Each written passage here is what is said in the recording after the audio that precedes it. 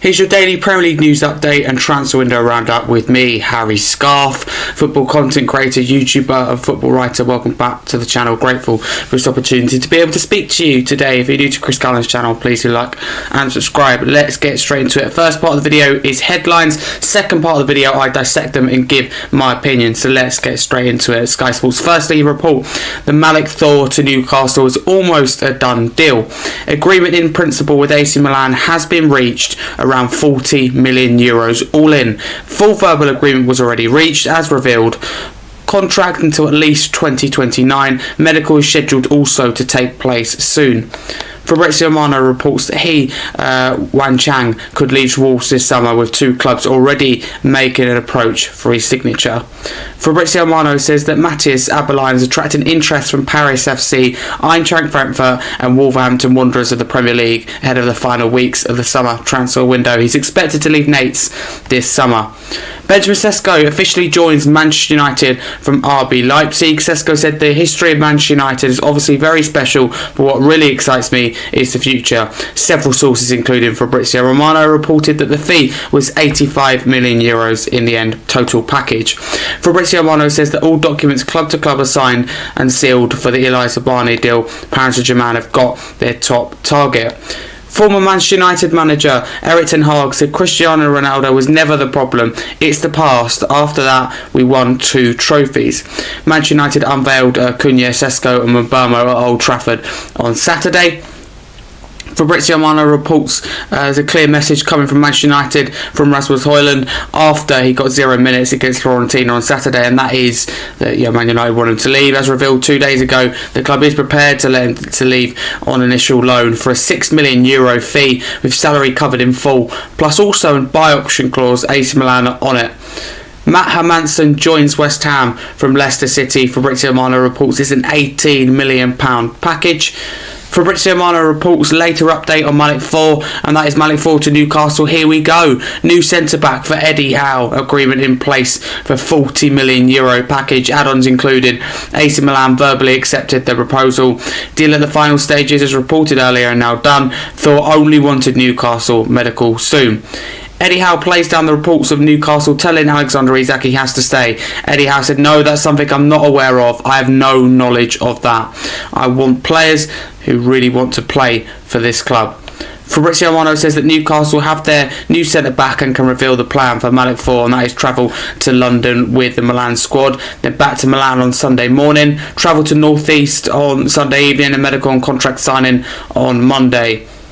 Darwin Núñez officially joins Al Hilal, exclusive story confirmed on a 3-year deal for Liverpool. Several sources again, including Fabrizio Romano, report that Liverpool received €53 million in the end, plus add-ons, and it is wanted by manager Simon Inzaghi. Fabrizio Romano reports that AS Roma consider Florentino Luis among targets for midfield in the final 20 days of the summer window. It's not an easy deal as it's expensive, plus several clubs involved also from the Premier League, while Roma see Fiorentina as an ideal dream target. Fabrizio Romano says that AC Milan have started discussing via intermediaries numbers on the Rasmus Højlund deal.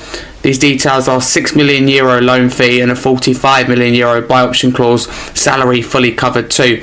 No green light to exit from the player yet, as Højlund insists on staying even after 0 minutes. That is your daily Premier League headlines in the last 24 hours. Let's go through and dissect the majority, if not all of them. So we'll start with the first report on Malik Thor, and we'll kind of talk about him generally. I think it's a really good bit of business from Newcastle. They've had a really frustrating window up until now, because he did get round activity. Bar that, it's been surrounded by player future, in terms of they didn't know the future of Isak, and they still don't. Having said that, they did sign Nancy Elanga, as I said, also Ramsdale. So all of a sudden it's become a really good window for Newcastle. Even if Isak does leave, Malik Thor is a very good centre back, and I think €40 million isn't a bad deal at all. Wan Chang, great player, expected to leave Wolves. 2 clubs making approaches. Be interesting to see what league those kind of clubs are from.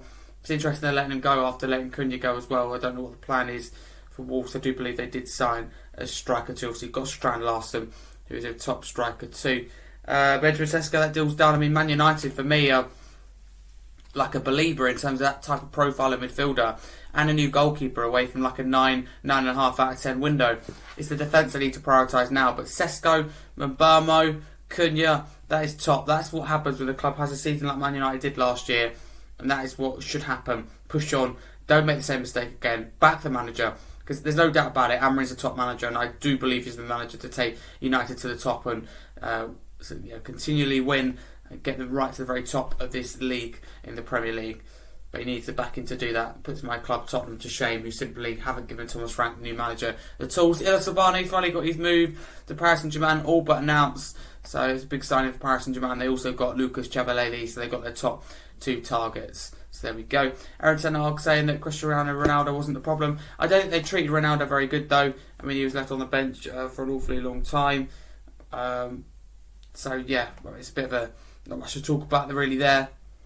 Rasmus Højlund, I mean, no surprise United want to move him on. They brought in 3 attacking-minded players. Of course, Mbeumo will play on the wing, but getting Cunha and now Sesko as well. I mean, there's no need for Højlund to be there. I just don't think he offers a lot. I think he's really struggling. I like his confidence to say, look, I like this competition, I want to keep going, but I really don't rate him at all. Certainly not ready for that kind of level. West Ham got the goalkeeper, Matt Manson, number 2, after the Victor John Dill fell through. It's a decent goalkeeper. I think West Ham could have done better. Maybe not quite an ambitious signing. Eddie Howe, I think, has handled the whole Alexander Isak situation really well, and it's been very class for the media. Yeah, he's just saying, I want players who want to play for this club. At the same time, turning down rumours that Newcastle are telling Isak he's going to stay. But he's handled it really well and really professional, as Eddie Howe always is in these type of situations. Got the detailed plan and Malik Thor's plan, so he more than likely, if I had to guess, will be announced on Tuesday. Darwin Núñez joining Al Hilal. I don't want to get into it too much, but I think it's quite sad the amount of people going to Saudi Arabia at such a young age. I mean, I find it real sad. But I think Liverpool get 53 million euros. Doesn't look great considering what they paid for him. Maybe a case of damage limitation. But those are your Premier League headlines. Not a lot. As I always say, there isn't a weekend. I hope you enjoyed the video. As always, any feedback, do let me know in the comments below. But just a reminder, I have been doing this although I'm young for quite a few years. So I do appreciate any feedback, but I will not tolerate any unnecessary comments looking to find faults when there isn't a fault. So I'm all for constructive feedback, but some of the comments in here are very interesting to say the least. But I want to thank Chris Callan for this opportunity. Please follow me at Scarfe22 across all socials, football content creator, YouTuber and football writer, because I'm Harry Scarfe, and I also have my own YouTube channel called Harry Scarfe, and it contains my own Tottenham podcast called the Scarfe Spurs Talk podcast, but proud regular here at Chris Callan's channel. Thank you very much for watching this video. Get involved in the comments below. As I said, constructive feedback, absolutely welcome.